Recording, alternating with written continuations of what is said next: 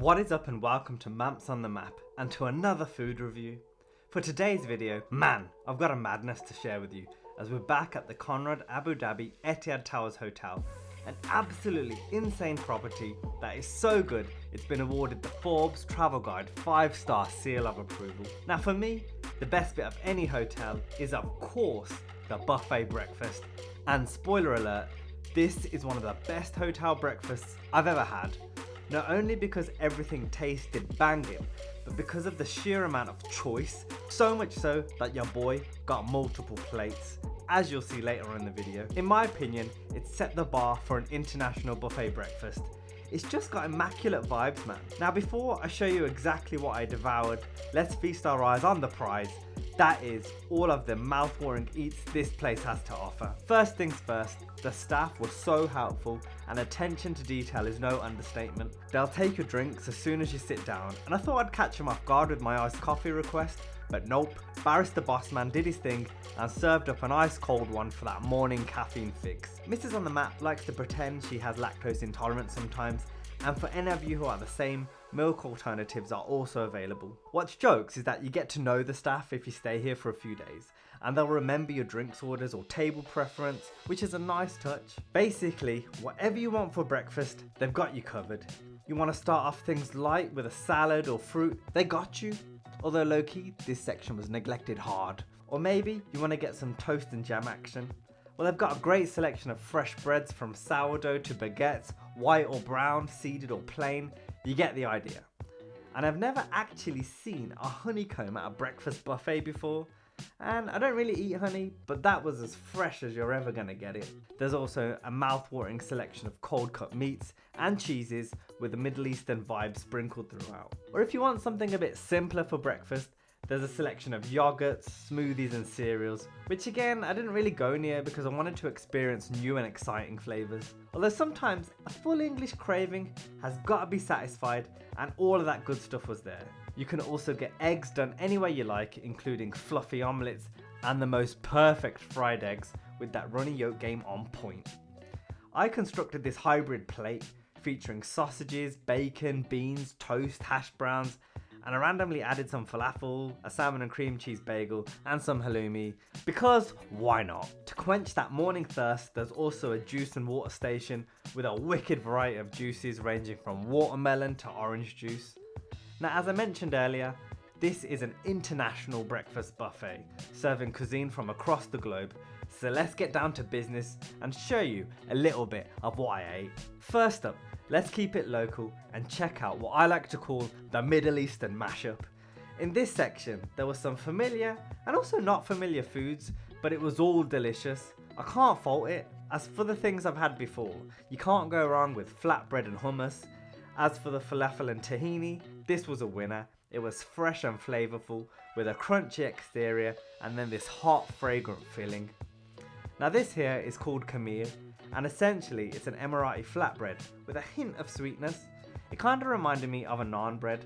The thing that stood out for me though was how soft and fluffy it was, and I used this as the vessel to try something called balali, which is essentially savoury vermicelli noodles, which was okay, but I think it needed to be eaten with something else to inject that flavour. The shakshuka was also good, if not a bit overcooked. Your boy likes his yolks runny. Middle Eastern plate devoured. Next up was the Taste of Asia, which is one of my favourite sections of the buffet for one reason and one reason only: fried chicken for breakfast. Fried chicken aside, this section featured freshly prepared dishes including steamy dim sum with a selection of dipping sauces, some of which had a mad kick, as well as freshly prepared noodle soup where you can actually choose your ingredients, which get chefed up and served piping hot. There's also congee, which is a Chinese rice porridge, chicken egg drop soup with sweet corn, chawanmushi, which is a Japanese egg custard dish, vegetables, noodles and rice. As shown by my plate, the must-tries are that fried chicken, the dim sum and the noodles, all garnished with coriander and chives.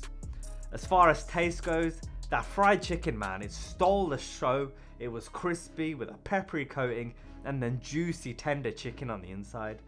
The dim sum was also too tasty, and the fact that you got free dim sum refills on tap, foodie heaven. Heading to the other side of Asia, there's also South Asian cuisine, which is a must try, including upma, which is a South Indian dish made from semolina or flour and spices, poha, which is another South Indian dish made from rice, idli rice cakes, bronte, chole, aka chickpea curry, and samba, which is basically a lentil and vegetable stew. However, the maps on the map top tip, if you're going to try one thing from the South Asian section, it has to be the dosa, which is an Indian rice pancake stuffed with curried potatoes, and it was incredible.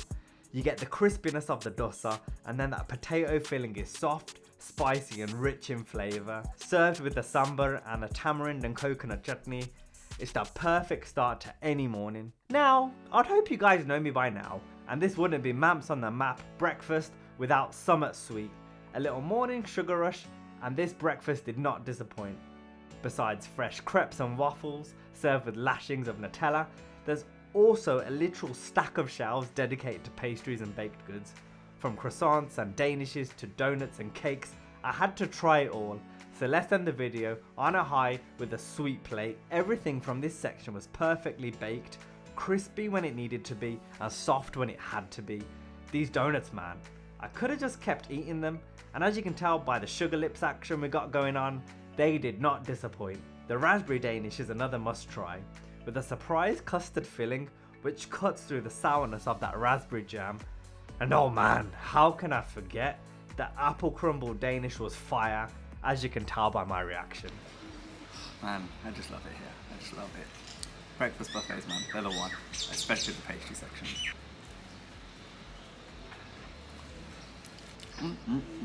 It actually tastes like an apple crumble in a little pastry bowl. And with the food coma in full force, that is the Conrad Abu Dhabi Etihad Towers Hotel Breakfast Buffet review, and it goes without saying that it was on point. If you enjoyed this video, then leave a like. You got any questions about my stay here or Abu Dhabi in general, leave a comment down below or DM me on Instagram. And as always, don't forget to subscribe for more. Till next time, peace!